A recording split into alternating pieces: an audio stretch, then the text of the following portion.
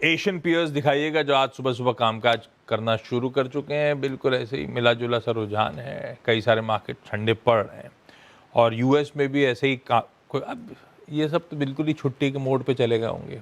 इनमें से कई मार्केट तो 2 या 3 दिन इस हफ्ते छुट्टी बनाने की तैयारी कर रहे हैं। खैर, यूएस के मार्केट जब हम कल सेशन की समाप्ति कर रहे थे मंडे एट 3:30, यूएस के फ्लैट से आधे % दबाव में थे। आधा % दबाव था नैस्डैक में, फ्लैट था डाउ। अब एक्चुअल सेशन कल का दिखाइए तीनों बेंचमार्क यूएस के। डाउ फ्लैट डाइजेस्ट करके गए थे, आधे % का दबाव आ गया। नैस्डैक आधा % डाइजेस्ट करके गए थे, आधा % कमजोर रहा। तो हैंडओवर पता है कैसा है, क्योंकि आज सुबह के फ्यूचर्स फ्लैट है। नैस्डैक देखेंगे तो जैसा छोड़ा था वैसे ही मिला। डाउ देखेंगे तो दिक्कतें हैं, क्योंकि छोड़ा तो हमने फ्लैट था, गया आधा % वो नीचे। तो हैंडओवर मिला जुला सा है, दिक्कत वाला है थोड़ा सा। वो तब अब की पहली प्लेट दिखा देगी आपको। दूसरा, एक काम करिएगा, तब अब की तीसरी प्लेट लेकर आइएगा। वो जो हेडलाइन में प्रोड्यूसर साहब ने मेंशन करा, कल हमने उसका दिन के दौरान इंटरडे में देखा था, भारतीय बाजारों में सोने और चांदी में मामला ठंडा पड़ता हुआ। ये हैंडओवर है, ये कल 3:30 बजे और आज सुबह की तस्वीर है। सोने में और दबाव डाइजेस्ट करना है हमको। 4500 पे छोड़ा था, 4360 पे। चांदी करेक्ट होने के बावजूद कल 75 के ऊपर ही थी, आज 72.5 पे खड़ी हुई है। और कॉपर भी कूल ऑफ हो रहा है, profit taking across the board आती हुई। खैर, हरमाज बताएंगे मूड है कैसा, चल क्या रहा है। हरमाज, गुड मॉर्निंग।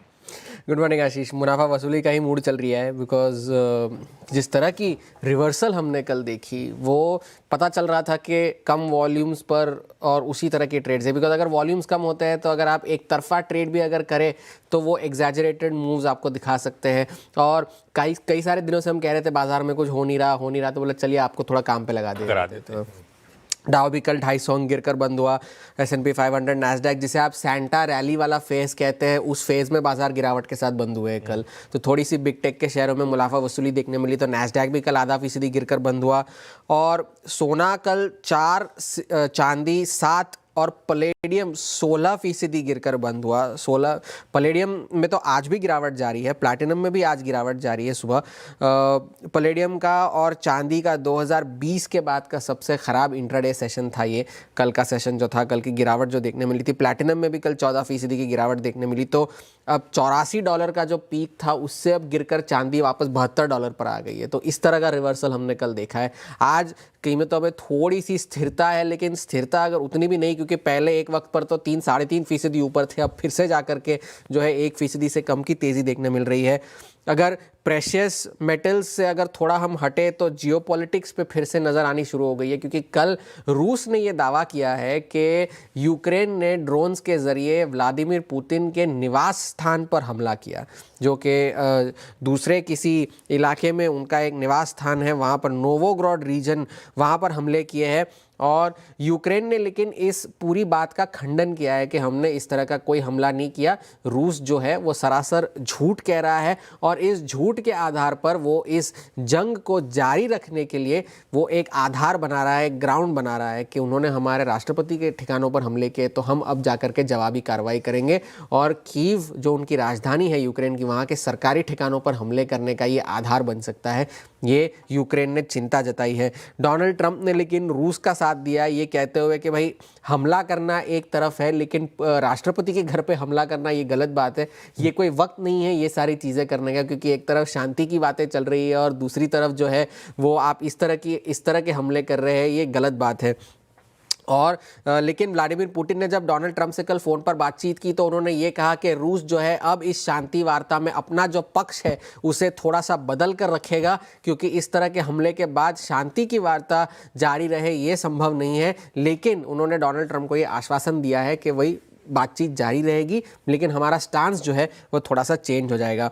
एक साथ ही साथ डोनाल्ड ट्रंप ने कल बेंजामिन नेतन्याहू से भी मुलाकात की और मुलाकात करते करते ईरान को भी धमकी दे डाली कि भाई आप अगर फिर से अपने परमाणु क्षमता जो है अगर आप बनाएंगे तो हम फिर से उसे धराशायी करेंगे, फिर से उसे जो है डिस्ट्रॉय करेंगे। अगर ईरान डील करना चाहता है तो ये समझदारी की बात है, उन्हें वही करना चाहिए, हम इसका स्वागत करेंगे, ये डोनाल्ड ट्रंप ने कहा। और ईरान के साथ साथ हमास को भी उन्होंने चेतावनी दे दी कि भाई आपके पास बहुत कम समय है हथियार डालने के लिए, आप हथियार डाल दें, और अगर ऐसा ना हुआ तो उन्हें बहुत भारी कीमत चुकानी पड़ेगी, जो हम नहीं चाहते कि ऐसा हो। और साथ ही साथ अब जब सबको उन्होंने धमकी दे ही दी थी, तो जेरोम पावेल कैसे पीछे छूट सकते थे, उनको भी उन्होंने लपेटे में ले लिया, क्योंकि उनसे पूछा गया कि आप जेरोम पावेल फेड चेयर नया कब अनाउंस करेंगे, तो कहा कभी जनवरी में कर लेंगे, बहुत समय है उसके बारे में, पर्याप्त समय जब आएगा तब करेंगे, लेकिन मैं चाहता हूं कि जेरोम पावेल इस्तीफा दे दे तुरंत, और अगर मुझे ये मौका मिले कि मैं उन्हें बर्खास्त कर दूं तो मैं आई वुड लव इट। ये उनका बयान था।